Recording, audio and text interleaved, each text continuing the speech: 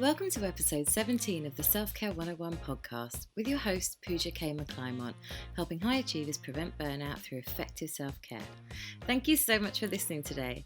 On this episode, I'm going to talk about when your own expectations end up hurting you. Now, no one actively goes out to hurt themselves, but so many of us do it all the time. I do it. I'm pretty sure if you clicked on to listen to this episode that you do it too. It's all too easy to hurt ourselves when we think that others are going to behave the way we do. We have to learn to stop expecting ourselves from others. If we can raise our self-awareness enough about this, we can truly start to understand why we get hurt and how to put an end to it once and for all. On this episode, I delve into the behaviour patterns for expectations and also some NLP support for mindset work to help raise self-awareness. It's all too easy to hurt ourselves when we think that others are going to behave the way we do. In the words of Vivian in Pretty Woman, big mistake, huge. We have to learn to stop expecting ourselves from others. So let's have a delve into how we can do this. Have you ever noticed that you repeat the same pattern of behaviour with a particular person in your life? Let's use a friend for the first example. You have a friend, you love them, you love spending time with them, but every now and then you're hurt by them. And I'm not talking purposeful hurt, I'm talking about the kind of hurt that happens when you've left them and you're not buzzing from your time with them. You want to talk about something that's bothering you, but they end up talking about themselves or ignoring your needs. You're then hurt. You think, I never do that to you. I always listen to you and your problems. Why can't you do it for me? This is because they can't. Now, there's nothing wrong with your friend, unless there is, but that's a whole other podcast. What's wrong in this scenario is that you expect you from your friend, and that's unrealistic. Now, we do this often in all of our relationships. For instance, at work, if we work at a certain level, we expect everyone else to work the way we do. And when they don't, we feel demotivated, or even sometimes like we've been taken for a ride. If we feel this way often enough, we're going to leave jobs in the hope that the next company is going to provide more employees like yourself. But it never happens. And then we end up thinking we're the problem, which I guess we kind of are, but for workable reasons. Like you can work on the reasons why we're the problem. Now, we do this with partners. I personally like the washing up done every night. I like to wake up to a clean kitchen, but since I've been married, this rarely happens. I thought that my husband would see that I do the washing up every night, right? And that he would also want to do it. But no, never happens. Unless I lose my cool, I'm expecting him to be like me. But you know what? It's never going to happen. He's never going to do the washing up the way I want it done and when I want it done and at the time I want it done. Because those are my expectations of myself. Those are my expectations of how I want to live in my home. And his are different, and I have to accept that as well. When we're dating, so let's say you've met someone on an app. Now, you've been pretty upfront about yourself and what you want, and you've automatically expected the other person to have done exactly the same. You start dating, you're still being true to yourself. You still assume that the person is being true as well, but actually they're probably not. They may well be being true to themselves, but it's not the same way as you do. I hope that was clear. That sounded a bit confusing. Basically, if you act a certain way, it's from your own expectations of yourself. You can't assume that somebody else is going to give you the same level of behavior as you're giving, because everyone's different. So when you're in a scenario like this and you're holding these expectations, expecting the other person to do as you do, generally it doesn't work out. And you keep dating like this and you get the same results. So even with your established partner, you keep expecting them to do the things the way you do, think the way you do, see the mess, the empty fridge, but they just don't. And then you decide that the relationship's not working and divorce papers. Okay, look, I know those examples sound a bit extreme, but add a few years to each of the same experiences and they soon start to become very real. So, how can we change this? Well, the simple answer is mindset. But how can you affect your mindset and know that you're still being authentic to yourself? That you're not always the one compromising, that you're not the problem? Well, bit of a home truth here. You are the problem. And I mean that in the nicest way possible. Even throughout this podcast, I've been speaking in a we fashion because we do it, I do it. So I'm also talking about myself. That's why I do a lot of the we rather than you when I'm doing this. But I genuinely mean that you're the problem in the nicest way possible. It's like if you're an addict, if you can admit to yourself that you behave a certain way and the results that you get in your life don't make you happy, then changing your mindset is only going to give you the results that you actually want. Change nothing and nothing changes, right? So let's dig a little deeper now. If you know that someone in your life never picks up the phone, never arranges dates, never listens to your needs, then stop and take stock. Actually take stock. It's like inventory. Do a little stock check of the people in your life that you feel disappointed by and list the pros and cons of that relationship. Now, this list is just for you to objectively review your relationships and see what you get from who. Now, what you might find is that you want to get something from a specific person, but they can't always deliver exactly what you need at a particular time. But perhaps someone else in your life does.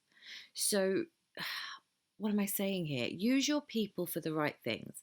And I don't mean use as in be a user. I mean turn to the people who can give you what you need. It's like if you want to buy a pair of, I don't know, Bose headphones. Now, you know you can get them at John Lewis. You can trust the store. You get a good refund policy and warranty, and you'll get great customer service. But if you go to the Bose shop, you know that you'll get a more educational or informed experience because you'll learn more about the headphones as it's their brand, it's their product. Obviously, they're going to know their product more than anybody else. Now, neither of those choices is wrong. It's just there's a difference between what you need from whom in this instance. So it's kind of like deciding who's your Bose headphone and who's your John Lewis, really. And FYI, I make no money from those plugs. Wish I did. Totally not there yet. Look, I hope that analogy is clear enough, though, because if we were in a coaching relationship, I would dig a little deeper. So, for example, through NLP presuppositions. Now, they would help you up level your self-awareness. So this is one of the like key tools that I use in coaching. And a presupposition is in very simple terms, is what we assume about a situation, action, or person. It is not fact.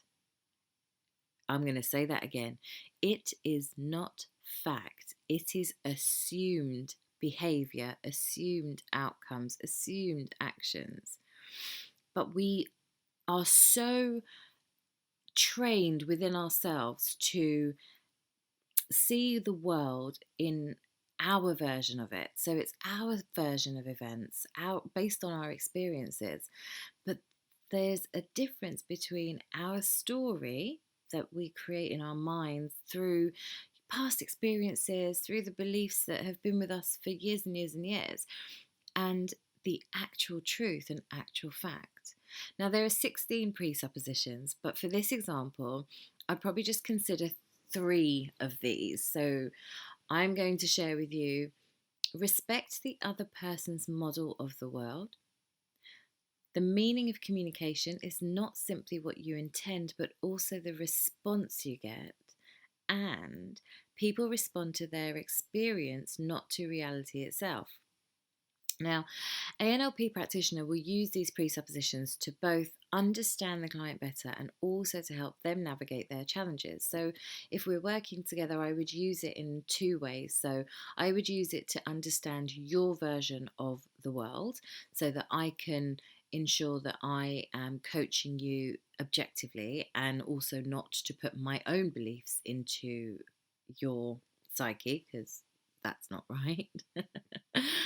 And it will also help you to understand the way you see the world, because if you can see that you see the world in a certain way, and this is where sometimes judgmental people can really get aha moments, because you're seeing the world based on your values, based on your beliefs, based on things that you've always done and experienced in your life. But actually, the truth of it is that somebody else is going to see the world in a different way. And the coachee generally learns a much deeper level of self awareness this way, which can have a profound effect on their mindset and behavior. Now, look, I'm nerdy about NLP, so I could go on, but it's difficult to do it without the two-way dialogue. And I don't want to kind of preach at you of what to do. I want these podcasts to be helpful, to be useful. But if you're interested in NLP, obviously look it up. You can Google, there's so much content out there, get some books or whatever. It's a really interesting way of understanding yourself further and deeper.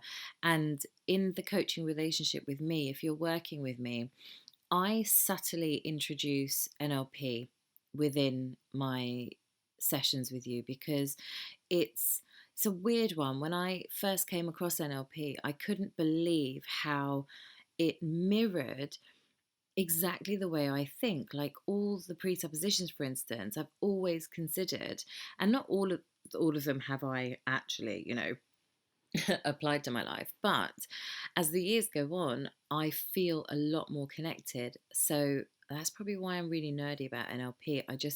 It just seems to be the way that I think, and I absolutely love it. So when I'm with clients, I don't announce we're going to do NLP necessarily, because it's just something that comes into my coaching practice very, very naturally. So have a look at it. I think it could be quite useful for some of you. So for now, just be careful with expectations. Remember to evaluate who you are as a person and what you bring to the table. Understand that what you do is not the same as what someone else will do. And if you can get your head around that and really make an active effort to see this in your relationships, you will start feeling a lot more confident in yourself and your relationships, knowing that they cannot hurt you. Most of the time, with anything, we hurt ourselves. Okay, we hurt ourselves. If you've had counseling, you'll know this to be true. We do this because we haven't raised our self awareness enough to know the difference between a pattern of behavior that may come from a long standing limiting belief, or if we actually truly believe it. And raising your self awareness, having self awareness, is like the first step in self development. Look, this work takes some getting used to. Self reflection can be tough, but the rewards are so worth it. And if you do this work, you will have more control over not only your own behavior, but you'll also be able to choose who deserves to be in your life, and most importantly, with how much you give to them. Thank you so much again for listening today. If you enjoyed this episode, then please subscribe to the Self-Care 101 podcast.